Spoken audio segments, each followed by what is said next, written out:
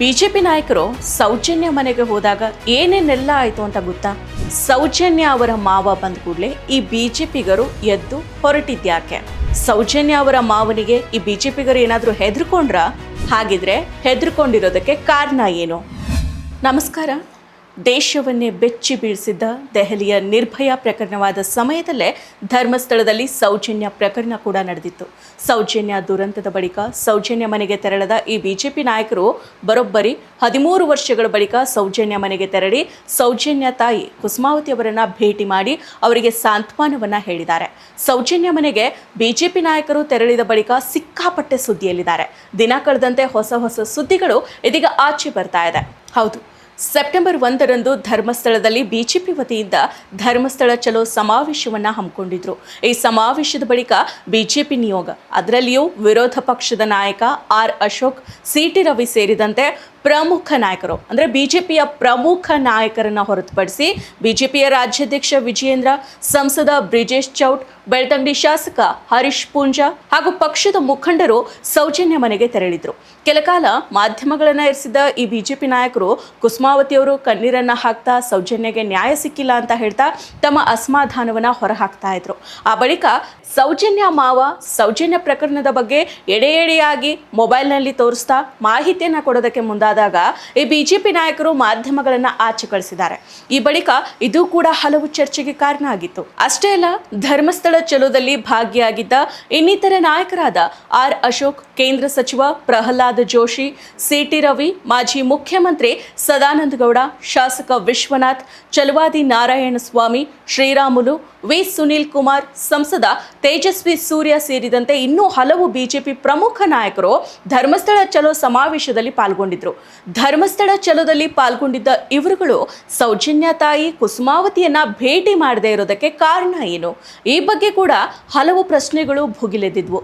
ಈ ನಡುವೆ ಮತ್ತೊಂದು ವಿಚಾರ ಮುನ್ನೆಲೆಗೆ ಬಂದಿದೆ. ಹೌದು, ಸೆಪ್ಟೆಂಬರ್ 1ರಂದು ಧರ್ಮಸ್ಥಳಕ್ಕೆ ಆಗಮಿಸಿ ರಾಜ್ಯ ಸರ್ಕಾರ ನಡೆಸ್ತಾ ಇರೋ SIT ತನಿಖೆಯನ್ನ ವಿರೋಧ ಮಾಡಿ ಪ್ರಕರಣವನ್ನ NIA ಸುಪರ್ದಿಗೆ ನೀಡಬೇಕು ಅಂತ ಆಗ್ರಹ ಮಾಡಿದ್ದ ಬಿಜೆಪಿ ನಾಯಕರು ಆ ಬಳಿಕ ಪಾಂಗಳದಲ್ಲಿರೋ ಸೌಜನ್ಯ ಮನೆಗೆ ಭೇಟಿಯನ್ನ ನೀಡಿದ್ರು. ಸದ್ಯ ಬಿಜೆಪಿ ನಾಯಕರು ಸೌಜನ್ಯ ಮನೆಗೆ ಭೇಟಿ ನೀಡಿದ ಸಂದರ್ಭದಲ್ಲಿ ಸೆರೆಯಾದ CCTV ದೃಶ್ಯಾವಳಿಗಳು ವೈರಲ್ ಆಗ್ತಾ ಇದ್ದಾವೆ. ಈ ವಿಡಿಯೋದಲ್ಲಿ ಬಿಜೆಪಿ ಶಾಸಕ ಹರೀಶ್ ಪೂಂಜಾ ಸೌಜನ್ಯ ಮಾವ ಮನೆಗೆ ಬರ್ತಾ ಇದ್ದಂತೆಯೇ ಮಾತನ್ನ ಅರ್ಧಕ್ಕೆ ನಿಲ್ಲಿಸಿ ಅಲ್ಲಿಂದ ಹೋಗೋಣ ಅಂತ BY ವಿಜೇಂದ್ರ ಅವರಿಗೆ ಕೈ ಸನ್ನೆ ಮಾಡೋ ದೃಶ್ಯ ಸೆರೆಯಾಗಿದೆ. ಅಷ್ಟೇ ಅಲ್ಲ, ಹರೀಶ್ ಪೂಂಜಾ ಅವರು ಕೈ ಸನ್ನೆ ಮಾಡ್ತಾ ಇದ್ದಂತೆಯೇ ವಿಜೇಂದ್ರ ಅವರು ಕುಳಿತ ಜಾಗದಿಂದ ಎದ್ದು ನಿಂತು ಹೊರ ನಡೆದಿದ್ದಾರೆ.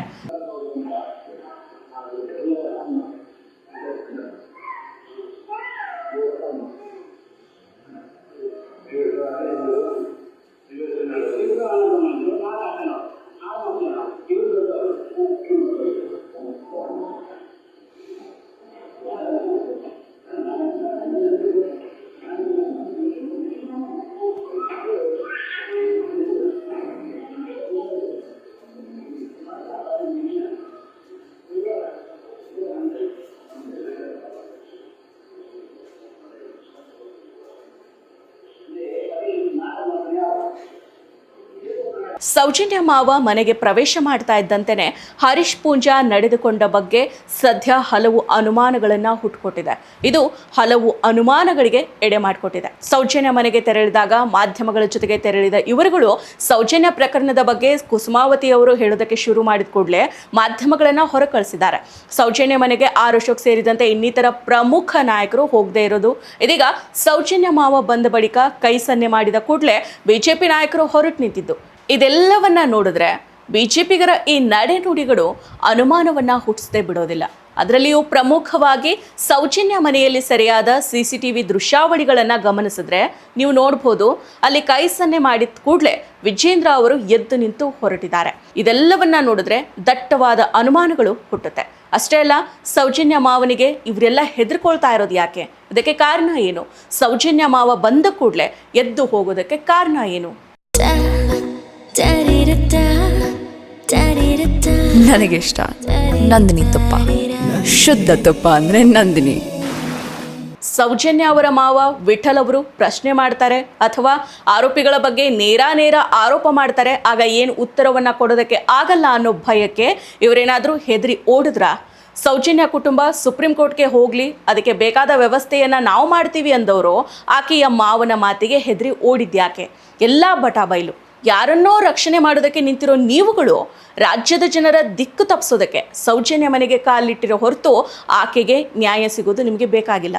ಸೌಜನ್ಯಳಿಗೆ ನ್ಯಾಯ ಸಿಗೋಕೆ ಈ BJP ನಾಯಕರು ಎಂದಿಗೂ ಕೂಡ ಬಿಡೋದಿಲ್ಲ ಅನ್ನೋದು ಇಲ್ಲಿ ಸ್ಪಷ್ಟವಾಗಿ ಕಾಣ್ತಾ ಇದೆ. BJPಗರ ಈ ನಡೆಗಳನ್ನು ನೋಡಿದ್ರೆ ಜನರ ಕಣ್ಣಿಗೆ ಮಣ್ಣೆರ್ಚೋದಕ್ಕೆ ಈ ರೀತಿ ಸೌಜನ್ಯ ಮನೆಗೆ ಭೇಟಿ ನೀಡೋ ನಾಟಕವನ್ನ ಮಾಡಿದ್ರು ಅನ್ನೋದು ಬಟಾಬಯಲಾಗಿದೆ.